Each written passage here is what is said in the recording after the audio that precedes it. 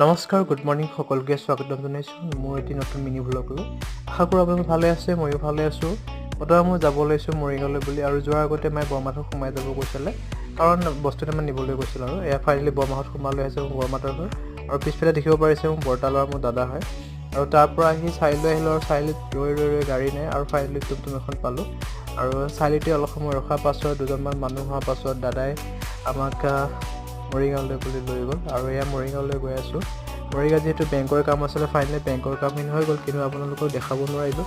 আৰু ঘৰ আহি গা পা ধুই লৈ আজৰি হৈ লগতে চিকেন অলপ আনিছিলোঁ, আৰু চিকেনকণ বনাবলৈ লৈছোঁ। আৰু যিহেতু মই ঘৰত অকলে থাকোঁ, অকলে মা আৰু ভাইটি থাকে ৰুমত, দেখিছে মই চিকেনকণ বনাই পেলাই ভাতকেইটা বাঢ়ি গ'লোঁ খাবৰ কাৰণে, আৰু এয়া খাব লৈছোঁ। আৰু এইখিনি কৰিলোঁ।